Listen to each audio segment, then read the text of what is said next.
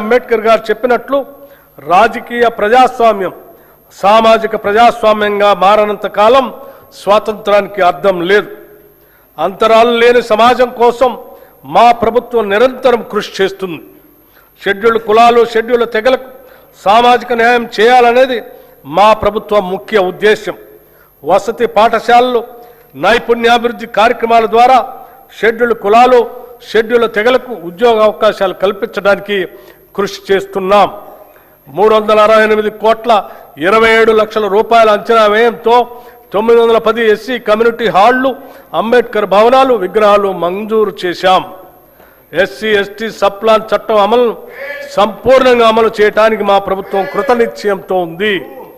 మా ప్రభుత్వం ఏర్పడిన నాటికి 2023-24 ఆర్థిక సంవత్సరం నాటికి సప్లాన్ చట్ట ప్రకారం ఖర్చు చేయాల్సిన నిధుల్లో ఎస్సీలకు చెందిన 13,617 కోట్లు, ఎస్టీలకు చెందిన 1,317 కోట్లు, మొత్తం 14,934 కోట్లు ఖర్చు కాకుండా ఉంది. మా ప్రభుత్వం గత ఆర్థిక సంవత్సరంలో చేసిన కేటాయింపులతో పాటు ఈ బకాయిలను కూడా అదనంగా కేటాయించడం జరిగింది. 2024-25 ఆర్థిక సంవత్సరానికి ఈ క్యారీ ఫార్వర్డ్ చేయవలసిన నిధులు ఎస్సీలకు 7,757 కోట్లు మరియు ఎస్టీలకి 1,754 కోట్లు ఖర్చు చేయవలసి ఉంది.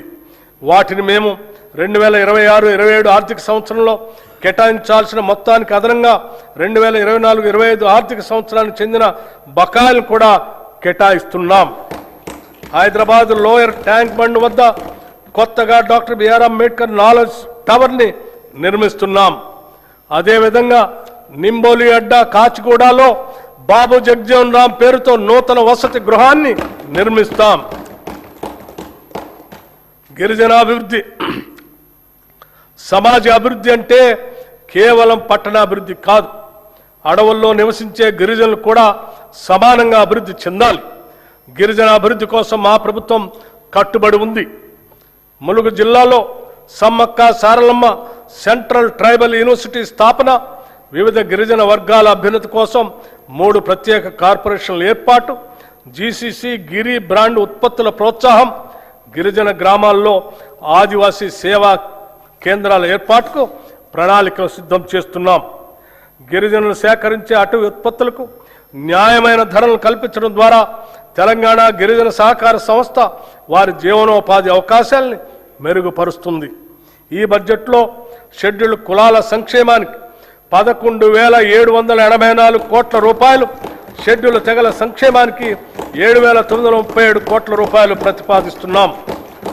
వెనుకబడిన తరగతుల సంక్షేమం రాష్ట్ర జనాభాలో సుమారు 50% వెనుకబడిన తరగతుల వారు బీసీలు ఉన్నారు.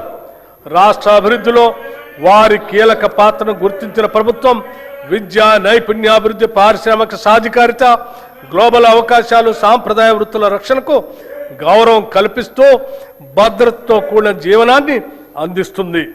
ఈ బడ్జెట్లో వెనుకబడిన తరగతుల సంక్షేమానికి 12,511 కోట్ల రూపాయల్ని ప్రతిపాదిస్తున్నాం. సమాజంలోని అన్ని వర్గాలతో పాటు ముఖ్యమైన